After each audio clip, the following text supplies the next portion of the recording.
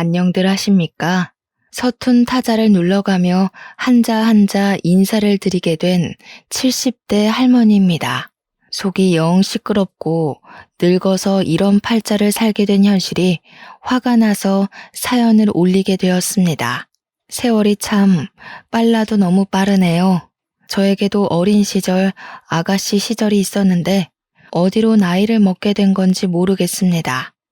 쭈글쭈글해진 얼굴과 손을 보면서 이제 오늘 내일 하는구나 싶습니다. 굴러가는 낙엽만 봐도 웃던 시절이 있었는데 지금은 뭘 봐도 속이 답답하고 웃음이 나질 않습니다. 오늘은 제 두 아들에 대한 이야기를 해보도록 하겠습니다. 한 배에서 태어난 놈들인데 어찌 이리 다른지. 영 속이 아파 밥도 제대로 먹지 못하고 병원 신세만 내리치고 있네요. 제 이야기가 조금 길어질지 모르겠습니다. 그래도 힘을 내어 서툰 글솜씨로 한번 이야기를 풀어나가 보겠습니다. 저는 20살이 되자마자 맥주 공장에 취직해서 일을 하고 있었습니다. 제가 알코올을 잘 먹지 못해서 술을 마시진 않지만 가끔 가다가 맥주 공장 노즐에서 바로 뽑아먹는 맥주가 그렇게 꿀맛이 아닐 수가 없더라고요. 물론 거기서 일하는 사람들은 시도 때도 없이 노즐에서 맥주를 뽑아 마실 수 있었지만 저는 술이 약했던 체질이라 간간히 마셨었어요. 몇십 년이 지난 지금까지도 그 청량하고 고소한 맛이 잊혀지지 않는 걸 보면 진짜 맛있긴 했던 것 같습니다. 하루는 공장에서 회식을 하는 날이었습니다. 제가 이기지도 못할 맥주를 너무 많이 마시는 바람에 완전히 취해서 집에 가게 되었습니다. 그 와중에도 버스를 타고 가겠다고 집으로 가는 버스에 올라탔는데 깜빡 잠이 들고 말았습니다. 한참을 비몽사몽하는 와중에 버스 운전기사가 저를 막 흔들어 깨우더라고요. 제가 눈도 제대로 못 뜨고 하니까 걱정이 되었는지 혹시 집이 어디냐고 물어보았습니다. 원래 모르는 사람에게는 친절하게 대하지 않는 저인데도 너무 인사불성으로 취한 나머지 버스 기사님께 땡땡동 사무소 앞에서 내려야 한다고 이야기를 했어요. 버스 기사님은 이곳이 종점이라면서 집까지 데려다 주겠다고 버스를 한 바퀴 더 운행하였습니다. 원래 그러면 규정이 어긋나는 거라 안 되는 거라는데 저는 몰랐지 뭐예요.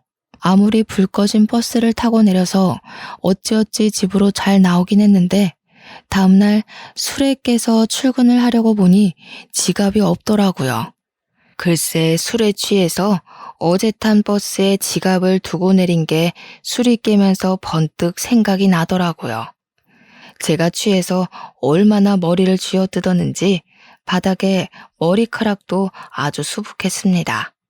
결국 회사에 미리 양해를 구하고 일찍 퇴근을 해서 돈을 빌려서 버스를 타고는 종점까지 갔습니다.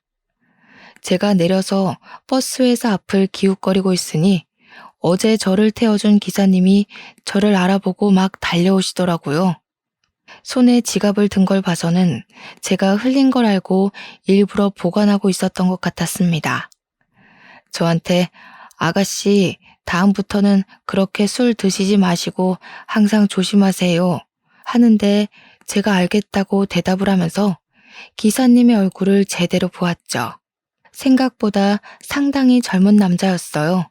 저도 모르게 당황해서 생각보다 젊으시네요 하고 말을 걸었어요. 그랬더니 약간 당황해하면서 웃으시더라고요. 일찍부터 버스 운전 한번 해보고 싶어서 일하고 있다고 이야기를 해주었어요. 성격도 상당히 호탕해 보이는 것이 웃는 모습이 호감형이었습니다. 이상하게 가슴 한 곳이 두근두근하고 얼굴에 홍조가 있는 것 같은 마음에 은근슬쩍 말을 붙였습니다. 어제 집에 잘 데려다 주신 것도 감사하고 지갑도 찾아주셨으니까 제가 밥 한번 사겠다고 했죠. 그러니 저한테 지금 시간 되냐고 하더라고요. 요즘 말하는 직진남이라는 게 딱 제 남편을 향한 말이죠. 시간이 저녁 시간이기도 했고 저도 배가 고파오던 찰나라 좋다고 하고서는 밥을 먹으러 갔습니다. 그런데 저를 기사식당으로 데려가는 게 아니겠습니까? 여기 김치찌개가 기가 막히다면서요? 저도 물론 김치찌개를 좋아하긴 하지만 뭔가 데이트하는 분위기는 아니지 않겠습니까? 그래서 진짜 밥만 먹는 거로구나. 이 사람은 내가 단순한 호의를 베푸는 줄 아는구나 싶어서 시무룩해졌죠. 밥 다 먹고 계산을 하려고 보니까 종업원이 이미 계산 다 끝냈다고 남자분이 하셨는데요? 하시는 겁니다. 순간 얼굴에서 은근히 피어오르는 기쁨이 주체가 안 되더라고요. 저는 기사님한테 다가가서 제가 계산하려고 했는데 왜 먼저 계산하셨냐고 마음에도 없는 말을 했습니다. 그랬더니 절 보고 웃으면서 그래야 다음에 또 얻어먹겠다는 핑계로 만나지 않겠습니까? 하더라고요. 순간 제 얼굴이 새빨갛게 달아올랐는데 그런 저를 보면서 또 귀엽다는 듯이 웃어주는 게 아니겠습니까? 갑자기 이런 식으로 허를 찌르며 다가온 사람에게 저는 속절없이 빠져들었습니다. 요즘 말하는 밀고 당기기 그런 건 꿈에도 꾸지 못했습니다. 제가 연애라도 많이 해봤더라면 아주 잘했을 텐데 전 쑥맥이었거든요. 이 사람이 저에게 관심을 가져준다는 것만으로도 하늘을 날아갈 것 같은 기분이 들었는데 밀고 당기기가 가당키나 하는 말이겠습니까? 그렇게 저희는 누가 봐도 사랑에 빠진 남녀처럼 데이트를 즐기게 되었습니다. 저는 매번 꼭 밥을 사겠다고 그분에게 데이트 약속을 걸고 그분은 저에게 다음에 사달라고 하면서 계산을 마치는 듯한 행태로요. 그게 바로 저희의 암묵적인 데이트 신호라고 생각하고 서로를 향해 움직이기 시작했죠. 그렇게 연애를 시작하다 보니 시간 가는 줄 모르고 푹 빠져들게 되었습니다. 당시 시대상으로 결혼 정년기라는 게 20대 중반쯤이었거든요. 저희도 결혼을 할 나이가 다가오고 서로의 이름을 수줍게 혼인신고서에 적어 넣으며 혼인을 하게 되었습니다. 살림이 빠듯한 것도 아니었고 서로를 위해서 쓸 수 있는 돈은 충분했습니다. 그러나 허례허식이 싫어 결혼 사진만 동네 사진관에서 간단하게 찍고 식은 따로 올리지 않았죠. 저는 여전히 맥주 공장에 다니고 있었고 남편은 버스기사 일을 하면서 둘이 행복한 일상을 보내고 있었습니다. 몇 년의 세월이 흐르고 우리에게는 떡두꺼비 같은 아들이 둘이나 생기게 되었습니다. 정말 하루하루가 이렇게 행복할 수 있나? 단란한 집에서는 웃음이 끊어지질 않았습니다. 재롱을 떠는 두 아들을 보면서 우리 부부는 밥을 먹지 않아도 배가 부르다는 말을 실감할 수 있었죠. 첫째가 태어난 지 얼마 되지 않아 당시 육아휴직 같은 게 없었기에 저는 오랜 세월 몸담았던 맥주 공장을 퇴사했습니다. 넉넉하게 받은 퇴직금은 아이들을 키우는 데 쓰겠다고 적금처럼 모셔두었죠. 갑자기 외벌이가 된 탓에 저는 집에서 인형 눈깔도 붙이고 포장 아르바이트도 하면서 생계를 꾸리고 있었습니다. 애가 어려서 집 밖으로 나가는 게 좀 힘들었거든요. 그때 어린이집 같은 게 보편화된 시설도 아니었고요. 남편은 동네 버스 운전을 하다가 좀 더 큰 돈을 벌기 위해 고속버스 회사로 이직을 했습니다. 고속버스 운전이 마을버스보다 더 힘들었고 장거리 운전이었기에 봉급은 훨씬 좋았습니다. 그렇게 평생 행복한 줄만 알았던 우리 가족에게 검은 그림자가 드리우고 있다는 사실은 꿈에도 몰랐습니다. 남편이 버스 사고를 당하게 된 날 아직도 저는 그날이 생생합니다. 허망하게 반대 차선에서 달려오던 트럭과 사고가 나게 되었고 고속도로 특성상 빠르게 달리고 있던 남편의 버스는 크게 사고가 나고 말았죠.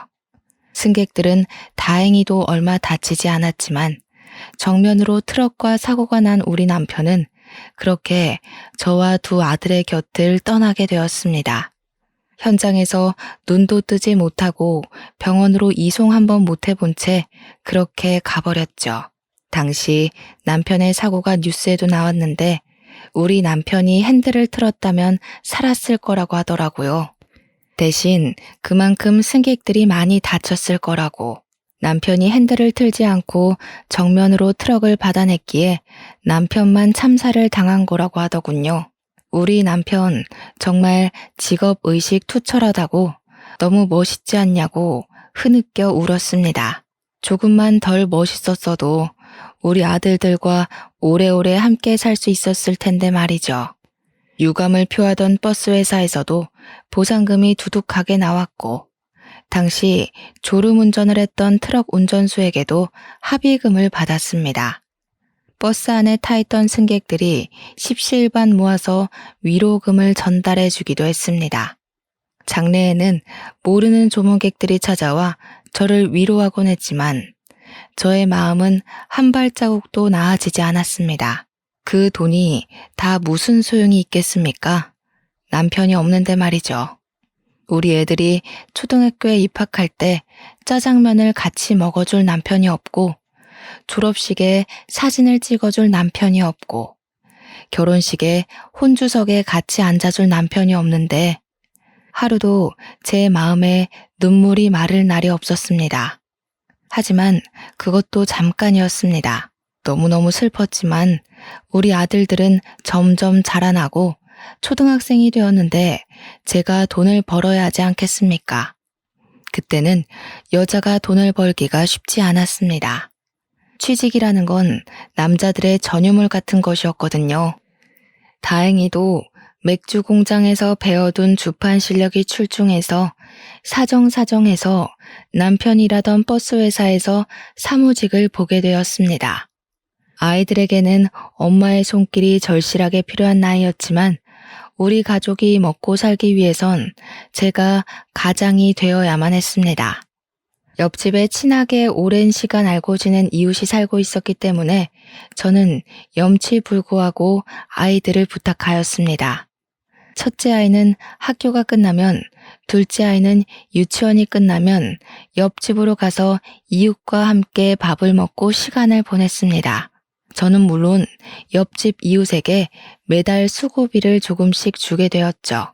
옆집에서 우리 아이들이 천덕꾸러기 취급을 받진 않을까 솔직히 고민이 되기도 했습니다. 하지만 아이들은 잘 적응해 주었고 철이 일찍 들었는지 속썩이는 일도 버리지 않았습니다. 우리 첫 번째 아이가 세월이 흘러 초등학교 고학년이 되고 나니 동생을 스스로 챙기기 시작했습니다.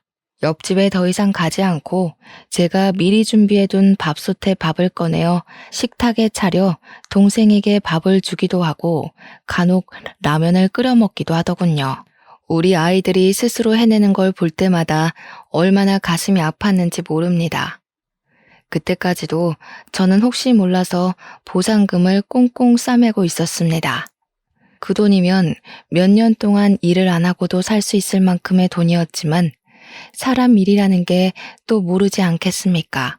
갑자기 큰 병에 걸릴 수도 있고 또 미련하게도 우리 남편의 목숨값이라고 생각을 하니까 막 쓸 수가 없더라고요. 그렇게 아이들이 제 키를 넘어설 때쯤 학교에서 연락이 와서 처음으로 우리 첫째 아들이 공부를 잘한다는 사실을 알게 되었습니다. 중학교에 입학하고 중간고사와 기말고사를 치른다는 것은 알고 있었는데 시험 성적을 말해주지 않아서 그저 망쳤나 보다 하고 말았거든요.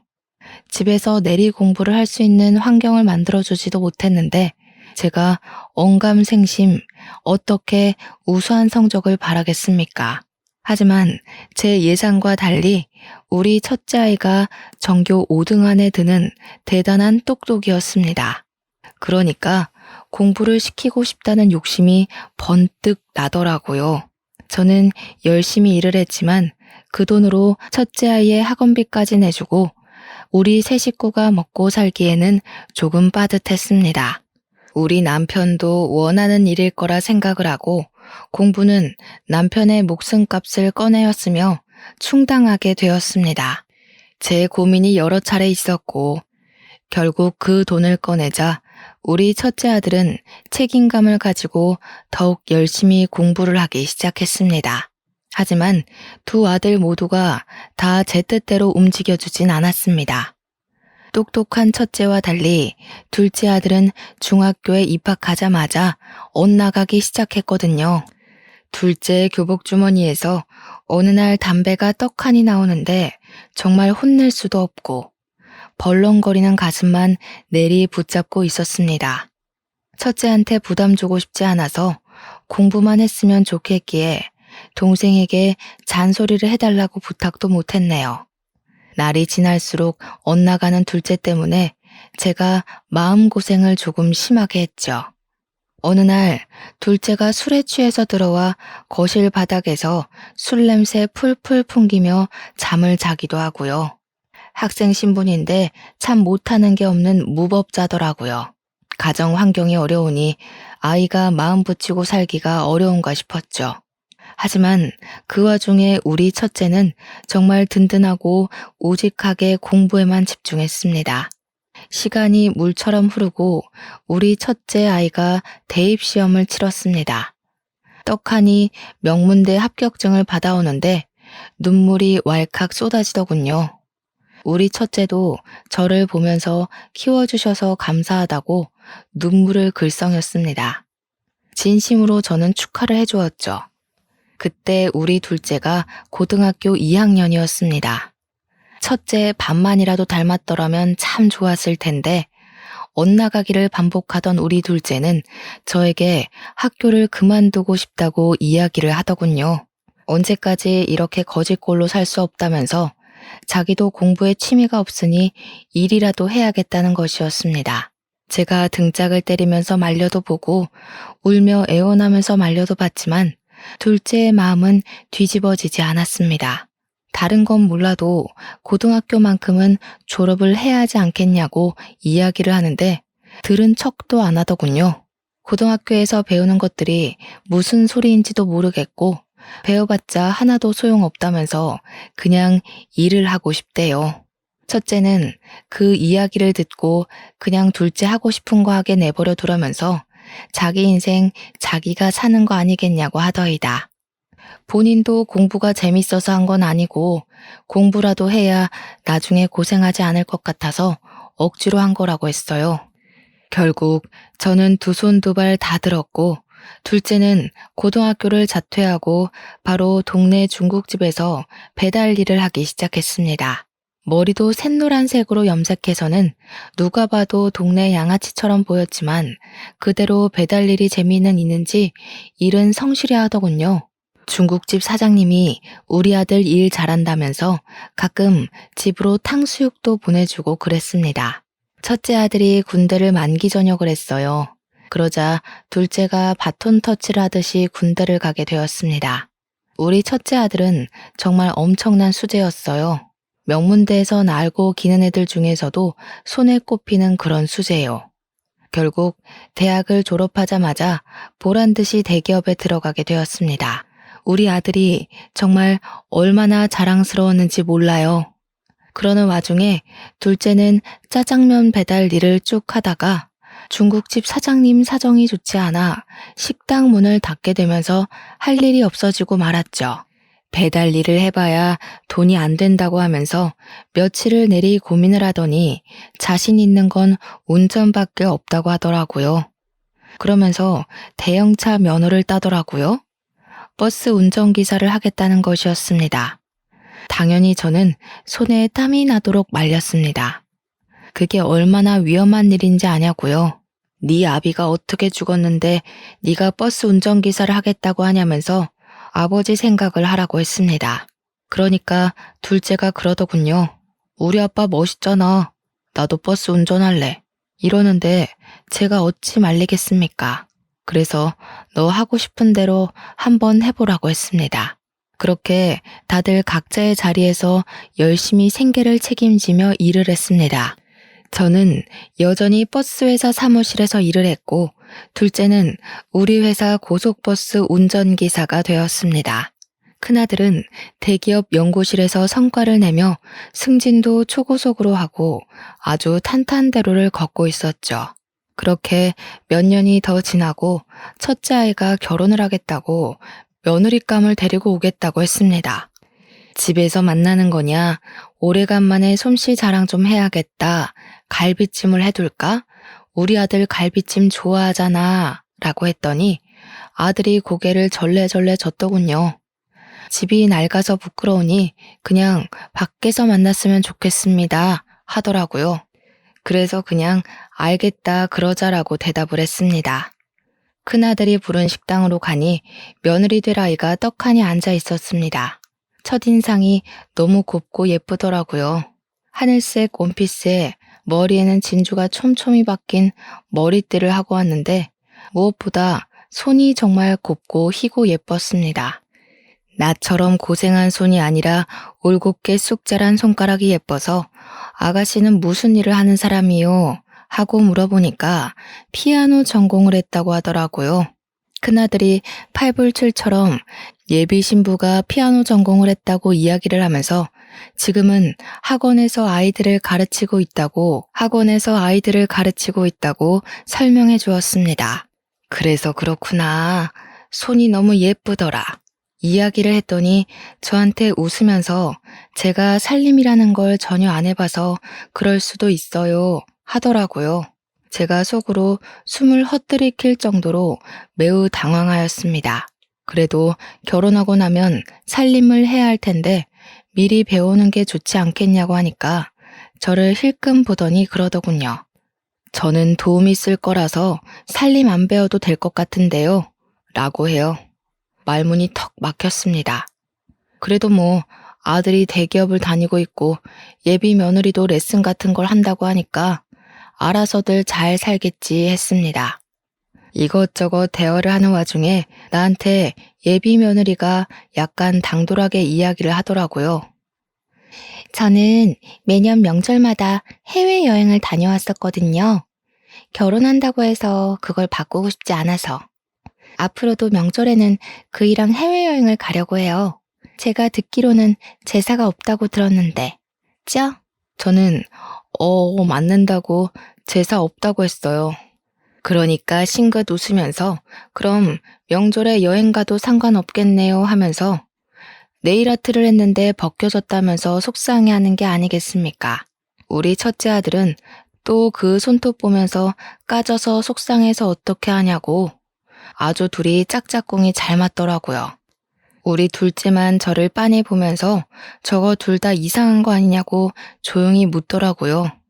아무튼 뭐 밥이 코로 넘어가는지 어디로 넘어가는지도 모른 채로 집으로 돌아왔는데 우리 둘째가 그러더라고요. 형이 똑똑한 줄 알았더니 어디서 이상한 여자를 데리고 왔다고요. 저는 그냥 대꾸 없이 말을 아꼈습니다. 그렇게 첫째도 예비 초가 인사를 드리고 와서는 결혼 준비가 아주 착착 이루어지는 듯했어요. 대망의 상견례 날이 마련되었다고 설레발을 치길래 저와 둘째가 함께 그 자리에 나갔습니다. 서로 인사를 하고 조심스러운 안부를 묻고 밥을 먹고 있는데 내내 사돈 부인의 표정이 별로 좋지 않더라고요. 아무래도 첫 만남이니 낯을 가리는 사람은 불편할 수도 있겠다 싶어서 말을 아끼고 있었습니다. 그런데 그 불편한 표정이 저에게 하고 싶은 말이 있는데 눈치를 보느라 말을 못해서 나온 표정이더라고요. 어느 정도 식사 자리가 진행되고 나니 저에게 대뜸 이야기를 하는 겁니다. 우리 아이들 알아서 잘 살 테니 너무 시집살이는 시키지 않으셨으면 좋겠네요.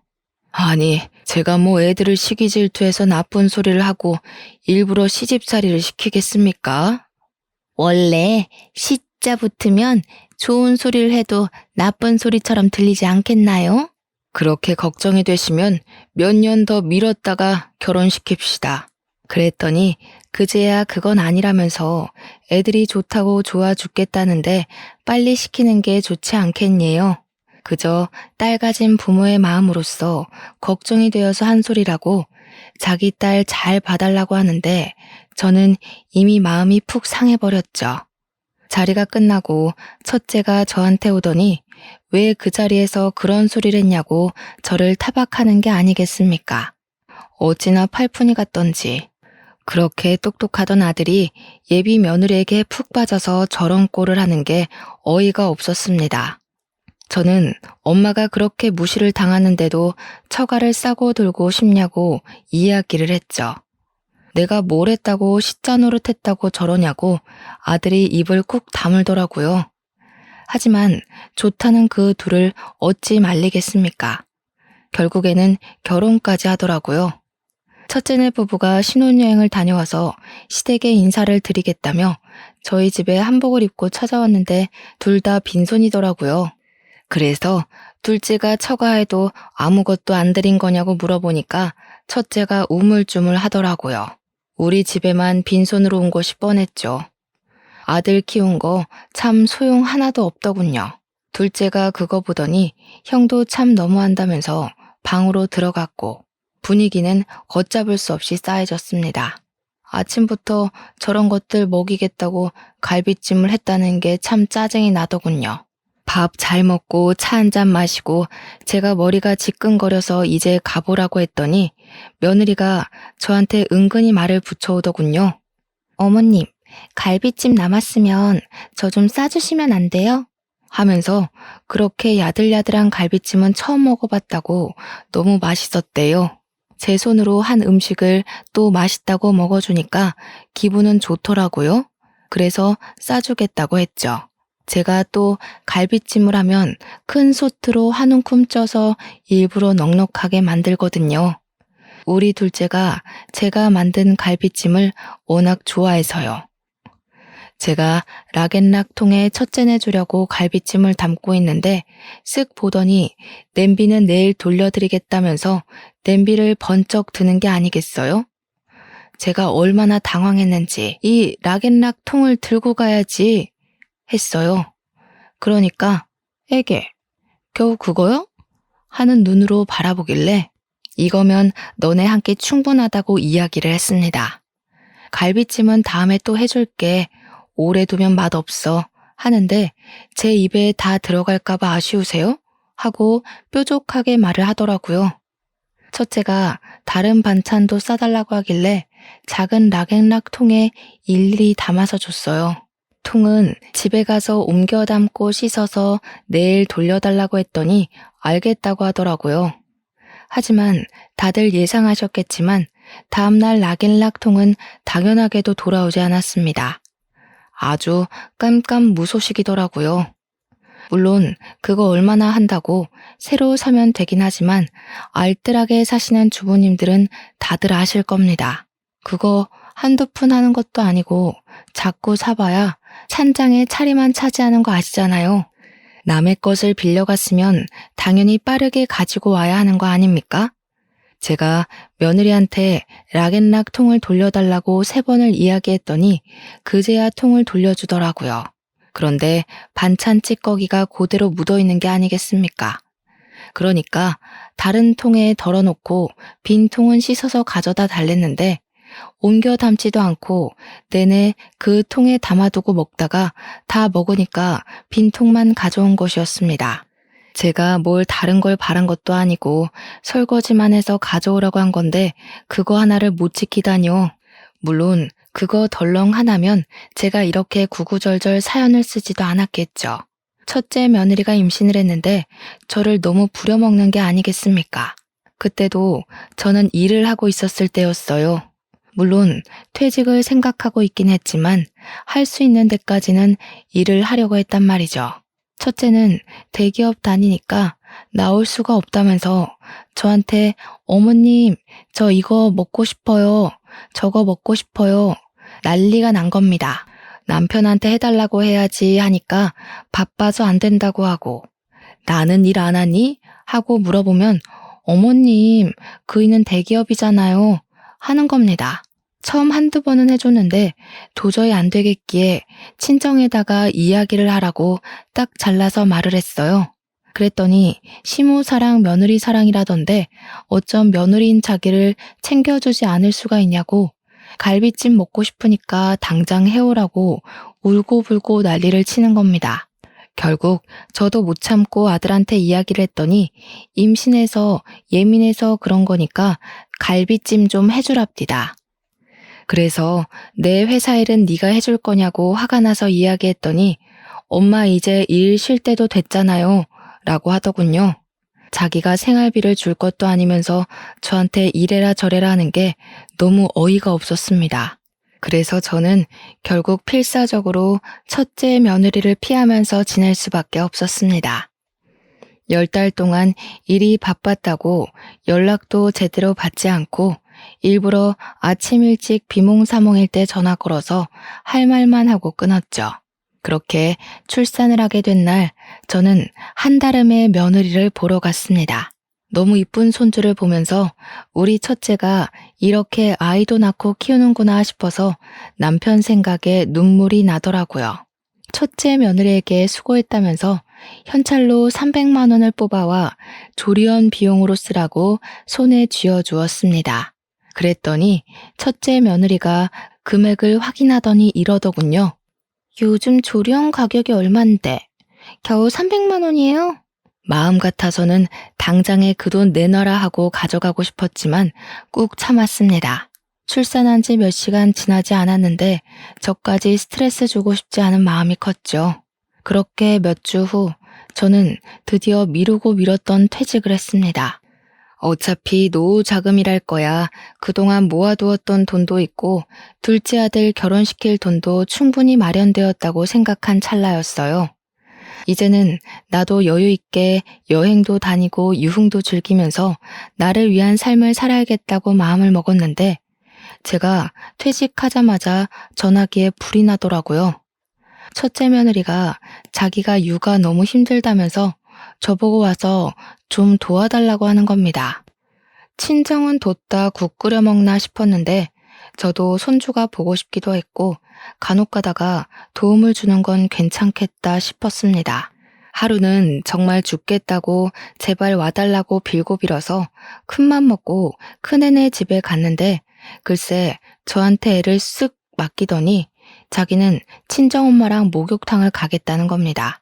사돈 부인이 저를 보고 애를 봐주셔서 감사해요. 3시간만 있다 올게요. 하고 나가더라고요. 진짜 그 애미의 그 딸이라고 너무 기가 막혔죠. 그 뒤부터는 진짜 제가 연락을 완전히 피해버렸습니다. 경우가 없어도 너무 없죠. 어떻게 시어머니를 그런 취급을 할 수 있습니까? 골치가 아파서 저는 첫째네 사정은 나 몰라라 하고 제 취미와 여흥을 즐기기 위해 열심히 돌아다녔습니다. 그러던 와중에 둘째가 저에게 결혼을 하고 싶다고 하더군요. 이번엔 또 어떤 어마어마한 며느리가 들어올까 싶어서 긴장을 잔뜩 하고 둘째가 소개해주는 예비 며느리를 만났는데 완전히 예상 밖의 인물이었습니다. 어찌나 복스럽게 생겼던지 통통한 볼살에 동글동글한 인상이 너무 귀엽게 생겼더라고요.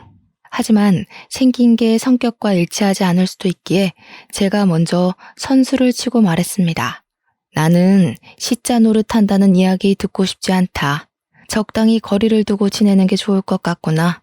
서로 안부 전화나 간간히 하고 깊게 관여하면서 살지 말자. 오해받기 싫단다.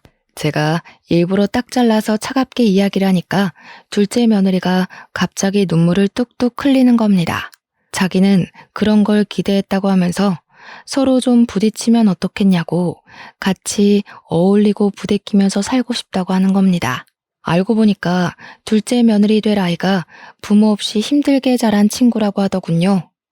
부모의 정을 느껴본 적이 없어서 결혼하면 시부모님한테 잘해야겠다고 생각하며 살았대요. 우리 아들을 낳아주고 키워준 부모님이기에 자기한테도 친부모나 다름없다면서 자기를 친딸처럼 생각해달라고 하더군요. 우리 둘째가 학창시절부터 제 속을 많이 썩였던 놈이었잖아요. 제정신 차리고 산 지는 몇 년 안 됐는데 그게 다 이 아가씨 덕이라고 하더군요. 어차피 올 손님도 몇 없다면서 허례허식 없는 결혼을 하고 싶다고 스몰 웨딩인지 뭔지 그거 하고서는 같이 살기 시작했습니다. 신혼여행도 해외로 가지 않고 국내 여행을 했다는데 무슨 각 지방에서 좋다고 하는 특산품은 다 사왔더라고요. 저한테 어머님, 이거는 뼈에 좋고, 이거는 눈에 좋고, 간에도 좋고 하는데, 제가 놀래서 며느리한테 너 사기 맞은 거 아니니? 하고 물어봤어요. 그러니까 갑자기 깔깔 웃으면서 사기 맞죠? 자기야, 내가 이거 사기라고 했잖아. 이러더군요. 알고 보니 아들이 고른 상품이었습니다. 허구한 날 집으로 찾아와서 어머님, 저 요리 좀 가르쳐 주세요 하면서 들러붙고 시장 구경 가자면서 들러붙었습니다. 처음에는 너무 귀찮았는데 싹싹하게 저한테 잘하는 모습을 보고 저도 슬슬 마음이 둘째 며느리에게 기울기 시작했어요. 경우 없이 쌀쌀맞은 첫째네와 다르게 싹싹하게 구니까 어찌나 예뻐 보이던 저. 제가 반찬을 해다 주면 그 반찬통을 씻어서 주는 게 아니라 그 안에 자기가 만든 반찬을 채워서 주던 아이예요. 어머님 요리하시는 거 보고 저도 만들어 봤는데 어때요? 하면서 전해주는데 어찌 맛이 없을 수 있겠나요? 그렇게 오순도순 잘 지내던 와중에 둘째네도 임신을 했다고 알려왔습니다. 우리 복덩어리가 아이를 가지다니 내가 봐줘야지 마음을 굳게 먹었죠. 태교 여행을 온 가족이 같이 갔으면 좋겠다고 하길래 첫째네에게도 물어보니까 첫째 며느리가 질색을 하더라고요. 그래서 저와 둘째네만 무슨 수영장이 딸린 펜션을 잡아서 신나게 놀다 왔습니다. 사진을 전부 맞춰 찍고는 프로필 사진으로 바꿔두었더니 첫째 며느리가 자기 빼고 다녀와서 그렇게 즐거웠냐며 성질을 내더라고요. 같이 가자니 싫다고 해놓고 왜 저러는지 이해가 안 갔죠. 둘째네가 임신 6개월째 맞이했을 때 제 몸 상태가 영 좋지 않다는 걸 알게 되었습니다. 아랫배가 살살 아프고 소변을 누는 횟수가 많이 줄어들었던 것이죠. 왜 이럴까 싶어서 병원을 가야 하다가 순간 머리에 핑 도는 느낌이 들면서 배가 찢어지게 아프더라고요.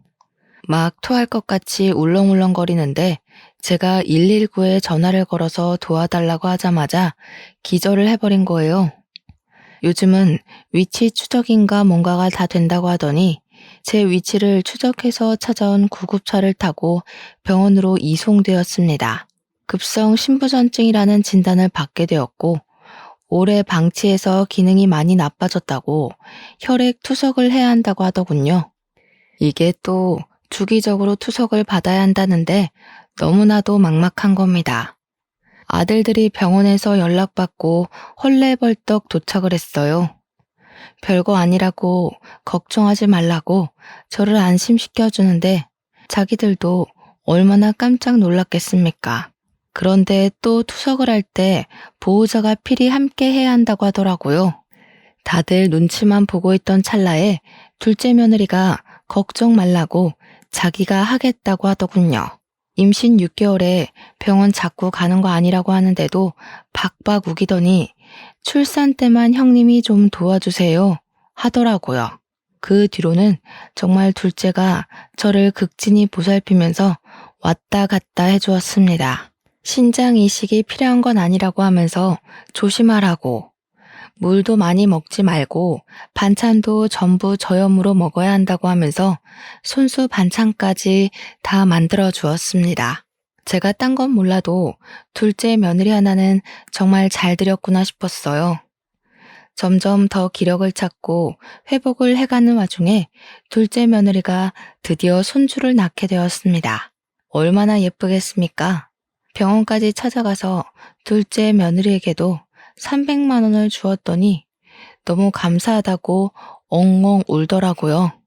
첫째네는 왔다 갔냐고 물어보니 바빠서 못 온다고 했다고 하더군요. 정말 하나하나 예쁜 구석이 없는 놈들이었습니다.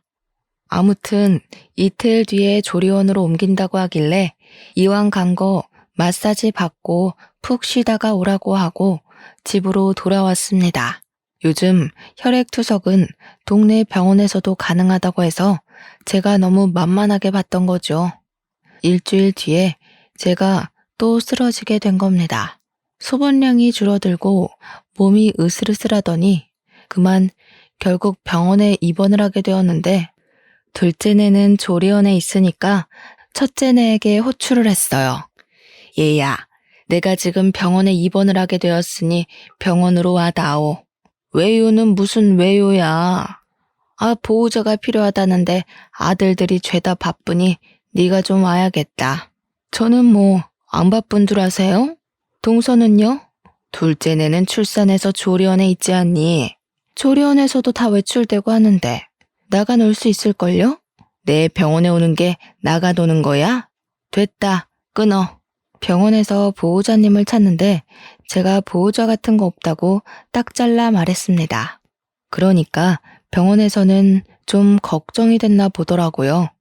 남루한 늙은이 혼자 병실을 차지하고 있으니 돈이 있을지 없을지도 모르고요. 보호자 명단에 있던 첫째 아들이랑 둘째 아들한테 차례로 연락을 했는데 둘째가 떡하니 전화를 받은 거죠. 애가 놀래서 병원으로 달려왔는데 저한테 왜 혼자 있냐고 물어보더라고요. 형이 연락 안 받더냐고. 분명히 둘째 며느리가 출산하기 전에 첫째 며느리한테 연락해서 신신당부를 했다고 하는 겁니다. 너무 서러운 마음이 들어서 죄다 이루고는 둘째한테 조리원으로 가보라고 했어요. 일주일이 더 지나고 저도 퇴원해서 집에서 안정 취하고 있었는데 둘째 며느리가 찾아왔더라고요. 조리원에 있느라 찾아뵙지 못해서 죄송하다고 하는데 우리 며느리가 죄송할 일이 아니지 않겠습니까? 괜찮다고 하니 한알은 뭘 싸들고 왔더라고요. 보니까 갈비찜용 갈비를 수두룩하게 가져온 거 아니겠습니까? 몸보신을 시켜주겠다더니 양동이에 담가 핏물부터 빼더라고요. 한두 시간 담궈놓는 동안 며느리랑 이야기도 하고 시간을 보내고 있었는데 집에 누가 찾아왔더라고요. 문을 열어주니 큰며느리였습니다. 떨떠름하게 네가 여긴 웬일이냐고 물으니 갈비찜 하신다고 해서 얻어가려고 왔어요 하면서 김장통을 떡하니 꺼내놓더라고요. 제가 너무 어이가 없는 거죠. 지난주에 병원에 있었을 때는 바쁘다고 코빼기도 안 비치던 게 갈비찜을 얻으러 왔다고 하니까요. 둘째 며느리가 제가 불렀어요 하더니 무거운 양동이에서 갈비를 하나하나 빼기 시작하더라고요. 그러더니 핏물만 남은 양동이를 냅다 큰며느리 얼굴에 쏟아붓는 게 아니겠습니까? 큰며느리가 동서 미쳤어? 하고 소리를 지르면서 어쩔 줄 몰라 하는데 둘째 며느리가 딱 잘라 이야기를 하더라고요. 미친 게 누군데 그래. 어머님 아프셔서 내가 조리원 있는 동안만 봐달라고 했는데 그걸 못해? 못된 년이. 어머님 괜찮냐고 안부 인사 한 번 없이 갈비찜을 얻으러 와? 큰며느리가 놀래서 김치통도 버려두고 주랭랑을 치더라고요. 제 속이 얼마나 시원하던지 둘째 며느리한테 손뼉을 치고 말았네요. 저녁에 갈비찜을 해놓고 둘째네랑 사이좋게 나눠 먹고 있는데 첫째가 오더니 제주씨 하면서 화를 내는 겁니다. 둘째 아들이 형은 할 말 없다고 둘이 싸우려고 들길래 제가 말리면서 이야기를 했어요. 예, 첫째야. 내가 너 스스로 잘 살길래 아무 소리 안 했는데 더 이상은 안 보고 살고 싶구나. 어디 어미가 쓰러져서 오늘 내일 하는데 바빠서 못 온다고 하질 않나. 안부 전화 한 번 없을 수 있니? 우리 죽을 때까지 서로 연락하지 말고 살자. 첫째가 놀라서 엄마 하고 부르는데 일 없다고 이만 가보라고 했습니다. 그 뒤로 2년 동안 저는 둘째네와 함께 살고 있었어요. 우리 손주가 얼마나 예쁜지 눈에 넣어도 안 아프다는 말이 실감이 가더라고요. 언제 죽을지 모르지만 혈액투석도 꾸준히 하고 있고요. 계속 죽음의 문턱을 오가니 재산을 일찍 정리해야겠다는 생각이 들었습니다. 둘째 며느리한테 제가 남겨둔 3천만 원이 든 통장을 주니 며느리가 눈물을 짓더라고요. 둘째야, CM이랑 사는 게 쉬운 일도 아닌데 며느리는 항상 얼굴 한번 안 찡그리고 힘든 일 다 해주고 내가 너네한테 나눠줄 재산이 많지는 않지만 이 통장만큼은 너네한테 주고 세상을 뜨고 싶구나. 며느리야, 얼른 받고 이 돈으로 손주 크면 대학 등록금 필요할 테니 그때 쓰거라. 어머님, 제가 이 큰 돈을 어떻게 받아요? 저는 정말 제 부모님 같아서 잘 챙겨드린 거예요. 평생 어머님이랑 같이 살고 싶다고요. 그러니까 우리 세준이 다 클 때까지 오래오래 건강하게 사셔야 돼요. 그런데 그걸 또 첫째네가 어찌 알았는지 우리 집에 2년 만에 찾아와서는 한다는 소리가 왜 차별 대우를 하냐는 겁니다. 3천만 원 통장 이야기를 운운하면서 자기도 달라고 따지고 드는데 어이가 없어서 말했습니다. 네가 나한테 돈 이야기 말고 다른 이야기 한 적은 있냐고. 이제 와서 얼굴 비추는 건 뭐 하는 짓이냐고 소리를 질렀죠. 첫째 며느리는 나 안 보고 살아서 신난 것 같던데 돈 때문에 찾아온 거냐고 당장 꺼지라고 했습니다. 그러자 첫째가 무릎을 꿇고는 요즘 집안 사정이 안 좋다고 대기업에서 일만 죽어라 하는데 몇 번이나 승진이 누락됐다고 하더군요. 엄마, 진짜 나 너무 힘들어. 제발 그 3천만 원 우리 주면 안 돼? 와이프 진짜 내 입으로 이런 말 하기 좀 그런데 정말 미친년이라니까. 대기업 사모님 소리 들으면서 콧대만 높아서는 동료 와이프가 신상백 샀다고 자기도 똑같은 거 사야 된다면서 다음날 700만 원짜리 백을 사버리질 않나. 나 정말 미치겠어. 난 퇴근하고 맨날 밥도 제대로 못 먹고 돈 걱정에 잠도 못 자고 있어요, 엄마. 들어보니 집에서는 며느리가 바가지도 긁고 요리도 안 해서 맨날 라면만 먹고 버티고 있대요. 버는 돈은 족족 쇼핑에 쏟아붓느라 허리가 휜다고요. 사치에 빠져서 생활비는 부족하고 하루하루가 너무 힘든데 3천만 원이 욕심났다고 이야기를 하더이다. 그러게 네가 어미 버리고 잘 살 줄 알았더냐? 그러게 네 와이프 편들 때부터 알아봤다 내가. 뒤통수는 거기서 맞고 왜 나한테 와서 돈을 내놓으라고 난리냐? 꼴도 보기 싫으니까 당장 나가. 명문대 식이나 나와서 자기 앞가림 잘하고 살 줄 알았던 첫째가 저 모양이니 요즘 속이 썩어서 밥도 제대로 못 넘기고 있습니다. 둘째 며느리가 제 모습을 보고 얼마나 걱정을 하는지 몰라요.